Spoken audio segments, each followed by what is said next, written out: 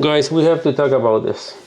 Nikon just released ZR, Nikon with the red. Nikon right now own the red. The funny thing was that Nikon actually was sued by red. Then this turned out that actually Nikon bought a red. I really like this idea because I really like red and I really like Nikon. I was a Nikon user for a long time. I never owned Canon and I'm right now in Sony system, but Nikon impressed me more and more like never actually before. Okay, what is going on? They released ZR, super compact, small, something a la FX3 camera. Canon also released something called C50. I wasn't really interested in Canon. I have friends that own Canon, and they really, especially one, he is like a filmmaker, and he wasn't really impressed. The image quality was good, but because the IBIS, lack of IBIS actually, he was very upset about this camera because he couldn't really, you know, perform without any gimbal, because it was always, you know, this shaky footage that he got. So it was for him, it still is, because he's still on R5C, it is still for him very problematic. So here we have it. We have a Nikon ZR. We get to the time, guys, where we have 3 direct competitors. Let's talk a little bit about the Nikon, then we're gonna try to compare all of those cameras and I'm gonna give you my thoughts, because it is really interesting. I will never record this video if this will not be like something interesting. Born cinematic. What is amazing, as I mentioned, a Nikon bought the red, so now they have a full permission to use red codec and record internally. So we have it. We have a 32-bit flow. This is the first time I think I see the camera. I know that one camera also has the 32-bit float, but this from cinematic line, this is definitely #1. None other cameras has it. And we have something that I'm really pumped about, and this is a large screen. I would try to beg Sony to release something like this, something with larger screen, because I'm using A7IV, but I was also using FX3, so I just know how problematic it is to see anything on this screen, and I wish to have, like, I'm recording right now on A7IV, I barely can see anything. I see like a small screen. I don't have like an external monitor here, so I cannot see even myself there. Nikon decided to give us this like a larger screen. That is amazing. It has 4 inches and it has 1000 nits, so it is not super bright, but it's bright enough to see everything during like a, you know, sunny day. So let's get through this. RAW, we know this already. 32-bit float. Very important thing, FX3 has stabilization. Base stabilization is I think is 4 or 5 stops. This what is terrible about the Canon is that Canon, oh my god, Canon doesn't have stabilization, and this is absolutely ridiculous. Really, it is ridiculous, because this is like a pro-consumer camera, so this is more for the people who try to make a little bit of money. At least it's starting from those people, and it's growing probably to like a bigger filmmakers as a B-roll camera or something. But as a main camera for like person like me, and this is most of us probably who are buying this camera, not having IBIS is absolute craziness. To release something like this without the stabilization, for me it is crazy. But I know that they had some kind of issues with wobbly effect. Well, they have stabilization in the other camera, previous cameras, but they have problem because it was very wobbly at the edges. So probably that's why they didn't figure it out. They didn't put it also here. So there is the problem. FX3, as I mentioned, 4 or 5 stops, I'm not sure, but something around that. But 7.5 is an absolute craziness. I can guarantee you that you can take this camera, if this is true, so 7.5, you can literally walk. You have to still flow during this move, but you're gonna have really stable effect and without any jittering. This is a fantastic thing. Z mount, this is good one. So Nikon has a plenty of good lenses, but other producers are also offering a great lenses for them. The same what I have for Sony, I can literally buy them right now for Nikon, but what is happening is actually you can use those Sony lenses with the adapter from Viltrox for, I think this adapter cost like $100, and you can use my favorite lenses like 85mm Aurora and recently released 35mm f1.4 Aurora. So I think it is a fantastic option. Autofocus, I think is going to be the same level like Sony and Canon has. So I think the problem of autofocus we have solved in all of those systems, like, you know, the main system like Nikon, Canon and Sony. Fantastic thing. What else do we have? Recording 6K 60. If I'm not mistaken, C50 have 7K. And FX3, the poorest one, it has just 4K. Sony FX3 also has the lowest resolution sensor. It's only 12 megapixel. Canon, I think, has 35, if I'm not mistaken, 32. And Nikon is 24. So it's like perfect medium spot. With 12, of course, the movie, you know, movies don't necessarily need like a super resolution. It's giving you the cinematic vibe, but really a little bit more sharpness will be nice. So I think 24 is a perfect, you know, fit for photographers, because you can use it as a photography camera and also for filmmakers. So it's fantastic. Dynamic range, 15 stops. All those cameras kind of saying they can reach this 15 stops. I think it's going to be around 14 plus. So this is actually super nice.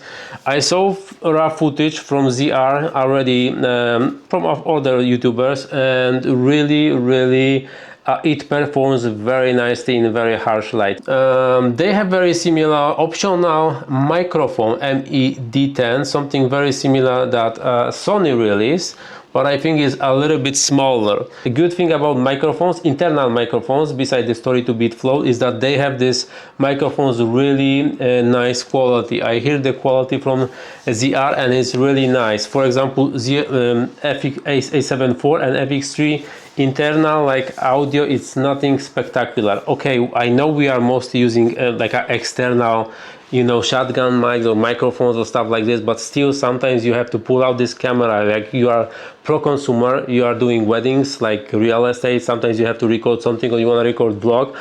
You really you don't want to look for gear. Sometimes you have to do it just, you know, right away. So the internal microphones here in ZR are really good. That is highly appreciated also. Dual ISO. So ZR has 6400, 800 and 6400. FX3 has the biggest one, 12800, and Canon has also 6400. But with the FX3 you have to also understand that 12800 is not necessarily something that's gonna solve, of course it's not gonna solve the very like poorly lit environment. So if you think that you're gonna buy Sony FX3 and you're not gonna have to like lit everything properly, you're gonna get fantastic result, you are very wrong.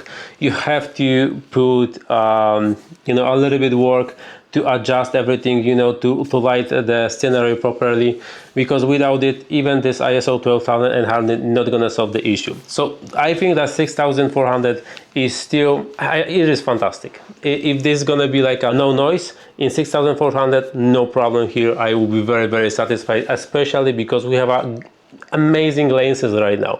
You have more and more lenses that are absolutely crazy, like Viltrox recently released 1.2 35mm lens. Viltrox also released 60mm f1.8. I bought ZV-E f1.4 85mm for $500 or $600. So it's absolutely crazy how good the lenses are and how bright they are. So, you know, you have so many options. It's so easy right now. So it's not a global shutter, and I don't really know how this is gonna perform. It's not like a territory of real filmmaking gears, but I have to say, if they're gonna be if they're gonna be so good like FX3, that's gonna be crazy. And I found it. I found a sample for you. Film Riot released the review about ZR, and I think it performed really nice. So nothing to complain here. We have some accessories. Smaulik already released some cages for the camera. That's good because this camera looks pretty damn flat. I saw some images and